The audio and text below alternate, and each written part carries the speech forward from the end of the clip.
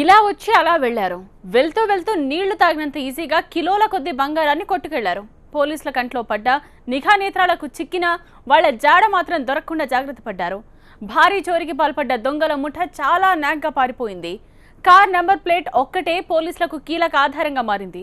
అయితే అది original number ప్లేటేనా, దొంగలు వ్యూహాత్మకంగా మార్చి ఎస్కేప్ అయ్యారా అన్నది అంతుపట్టకుండా మారింది.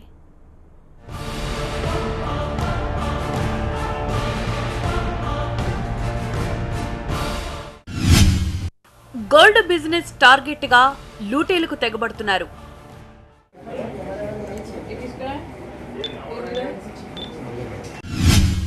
మారణాయుధాలతో సంచారం, ఖరీదైన వాహనాల్లో పరార్.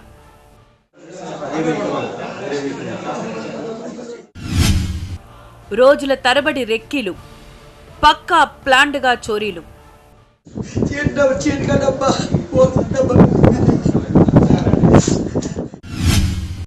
దోపిడీ ముఠా బోర్డర్ దాటేసిందా, శివారులోనే మకాం వేసిందా? విజయవాడ బీసెంట్ రోడ్లో దోపిడీ ముఠా వీరంగం సంచలనం రేపింది. గోల్డ్ బిజినెస్ పై కన్నేసిన దుండగులు పక్కా స్కెచ్తో దోపిడీకి తెగబడ్డారు. మంగళవారం అర్ధరాత్రి షాపులోకి చొరబడి కత్తులతో వీరంగం వేశారు. అరిస్తే చంపేస్తామంటూ విలువైన బంగారు నగలతో ఉడాయించారు. పశ్చిమ బెంగాల్కు చెందిన శంకర్ మున్నా, సుభాష్ మున్నా సోదరులు బతుకు తెరువు కోసం నగరానికొచ్చారు. 15 ఏళ్లుగా గోల్డ్ వర్క్షాప్ నిర్వహిస్తున్నారు. వీళ్ల షాపును టార్గెట్ చేసిన దొంగల బ్యాచ్ కొద్ది రోజులుగా రెక్కీ నిర్వహించింది. ప్లాన్డ్గా సీసీ కెమెరాల కనెక్షన్ కట్ చేసి ఖేల్ కథమనిపించారు.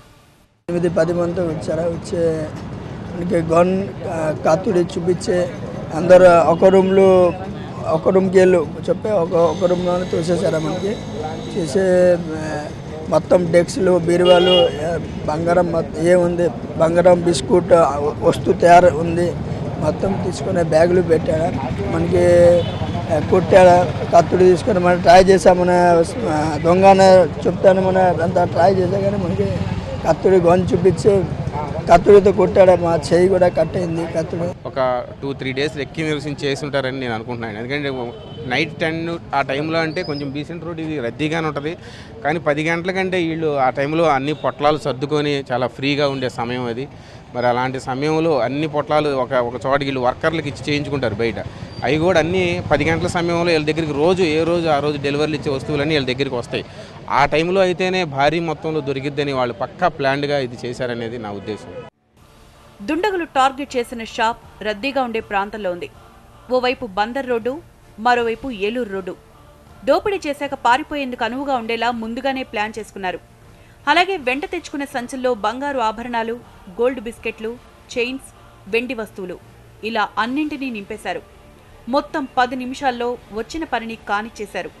ప్రతిఘటించిన సుభాష్ మున్నాను గాయపరిచి వెళ్లారు. కారులో పరారవుతున్న దొంగల్ని గమనించిన కానిస్టేబుల్ అన్ని పిఎస్లకు సమాచారమిచ్చాడు.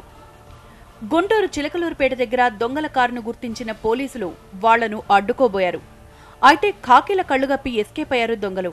వాళ్లను ఫాలో అవుతూ వెళ్తే చిలకలూరుపేట వై జంక్షన్ దగ్గర దొంగల కారును గుర్తించారు. తనిఖీ చేస్తే కారులో ఆయుధాలు, మందులు, పెళ్లి పత్రిక దొరికాయి. కొన్ని హిందీ మ్యాగజైన్లు కూడా దొరికాయి. దొంగల బండిని ఖాకీలు గుర్తించారు. వెహికల్ నెంబర్ MH సిరీస్లో ఉండడంతో దొంగలు మహారాష్ట్ర గ్యాంగ్ అయి ఉంటుందని నిర్ధారణకొచ్చారు. 2 రోజుల్లోనే వీరిని అరెస్ట్ చేస్తామన్నారు డీజీపీ సాంబశివరావు. వాళ్ళు ఎక్కడైతే ఏదైతే వదిలిపెట్టి వెళ్ళిపోయారో అవన్నీ కూడా అంటే ఇంక్రిమినేటింగ్ మెటీరియల్స్ అన్నీ కూడా సీజ్ చేయడం. ఫోకస్ వాజ్ ఆన్ క్రిమినల్స్ ఎట్టబట్టుకోవాలని తప్పకుండా డిటెక్ట్ చేస్తాం. మిగిలిన కేసుల మాదిరిగానే కొంతమంది తుపాకులు, కత్తులు తీసుకొచ్చారని అన్నారు. జనరల్గా ఏమవుతుందంటే ఏదైనా major inter state gangs bail మీద బయటకు వచ్చినప్పుడు ఇలాంటివి జరుగుతుంటాయి. అలాంటి గ్యాంగ్ ఏదైనా బయట వచ్చిందా, లేకపోతే వాళ్ళు ఇతర రాష్ట్రాల్లో మాకు తెలియకపోయిన ఇతర రాష్ట్రాల్లో బెయిల్ మీద రిలీజ్ అవ్వచ్చు.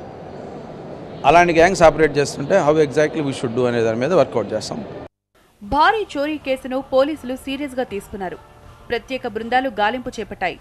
అటు క్లూస్ టీం, సీసీ కెమెరాల ఆధారంగా కొన్ని ఆధారాలు సేకరించారు దర్యాప్తు అధికారులు. కారు నెంబర్ ప్లేట్ MH పేరుతో ఉండడంతో మహారాష్ట్ర గ్యాంగ్గా నిర్ధారణకొచ్చారు. అయితే నెంబర్ ప్లేట్ను వ్యూహంలో భాగంగానే దొంగలు మార్చారా, పోలీసుల్ని డైవర్ట్ చేసి నాగ్గా ఎస్కేప్ అయ్యారా అన్న అనుమానాలు వ్యక్తమవుతున్నాయి. మొత్తానికి దొంగల గ్యాంగ్ గోల్డ్ బిజినెస్ ను టార్గెట్ చేయడం వ్యాపార వర్గాలను ఉలిక్కిపాటుకు గురిచేసింది.